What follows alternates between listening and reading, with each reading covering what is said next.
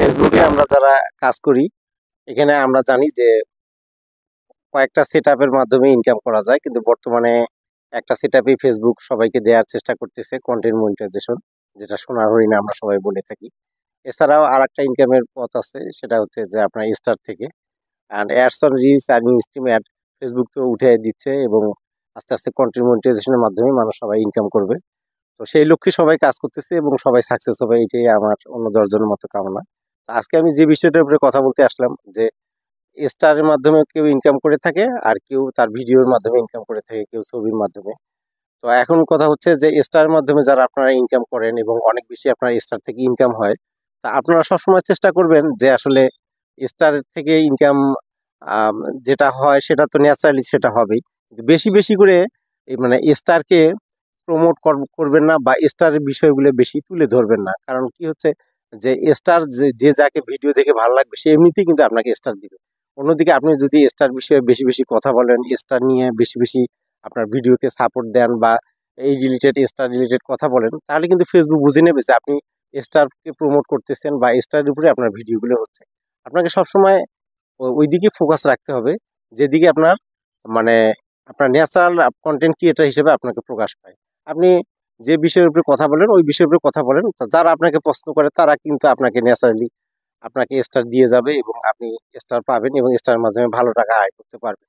কিন্তু অনেকেই দেখা যায় যে এমনভাবে স্টারকে প্রমোট করে, এমনভাবেই স্টার নিয়ে ভিডিও তৈরি করে, তো মনে হয় যে সে যদি স্টার থেকে আর্ন করতে না পারে, আর মনে হয় সে অন্যভাবে আর সে ভিডিও থেকে ইনকাম করতে পারবে না। তো এই বিষয়টা কিন্তু ফেসবুকের কাছে আপনাকে ক্লিয়ার করা রাখা উচিত, কারণ আপনি হচ্ছেন কন্টেন্ট ক্রিয়েটর, স্টার হচ্ছে একটা প্রমোশনাল আইটেম, একটা আপনাকে যে ভালো লাগবে আপনাকে গিফট হিসেবে দিবে। কিন্তু ভিডিওগুলোতে কিন্তু আপনি যদি স্টার বিষয়ে অমুক স্টার দিয়েছে, স্টার প্রমোট বিষয়ে কথা বলেন, তাহলে কিন্তু বিষয়টা দাঁড়ায় যে আপনি কন্টেন্ট ক্রিয়েটর না। তো সুতরাং আমাদের প্রত্যেকটা ভিডিওতে ওইদিকে ফোকাস রাখা উচিত, যে স্টার যারা দিচ্ছে সেই স্টারের যে তাদেরকে আমরা সম্মান করব, তাদেরকে একটা শুভেচ্ছা জানাবো। কিন্তু ভিডিওতে সবসময় কিন্তু আমরা স্টারকারী এতটা স্টার দিয়েছে, অমুককে গিয়ে সাপোর্ট করে আসুন, উনি খুব অ্যাক্টিভ, উনি খুব ভালো।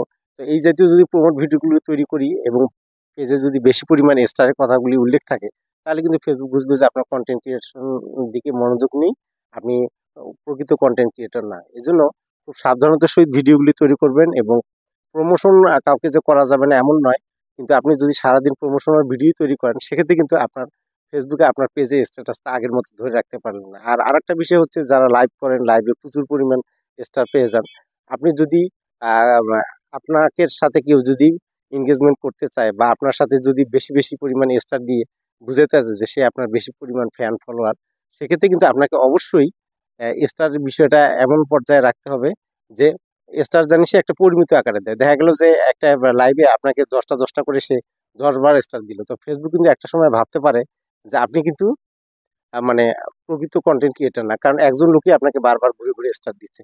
এজন্য স্টারের ক্ষেত্রে কিন্তু স্ট্রিক্টলি বলা আছে যে আপনি কিন্তু কোনো ধরনের এনগেজমেন্ট করতে পারবেন না, আদান প্রদান, টেক অ্যান্ড গিভেন এটা করতে পারবেন না। তো সুতরাং স্টার বিষয়ে সাবধান থাকুন, এবং আপনি কন্টেন্ট ক্রিয়েশনের দিকে মনোযোগ দিন, এবং এমনভাবে কন্টেন্টগুলি তৈরি করেন যাতে মানুষ আপনাকে ভালোবেসে স্টার দেয়। তা আমার এই ভিডিওটার মাধ্যমে যদি কোনো মেসেজ পেয়ে থাকেন, বিন্দুমাত্র আপনার উপকার হয়ে থাকে, তবে আমার ভিডিওটা বানানোর সার্থকতা। আপনাদের সবাইকে অনেক অনেক ধন্যবাদ আমার ভিডিওটি দেখার জন্য।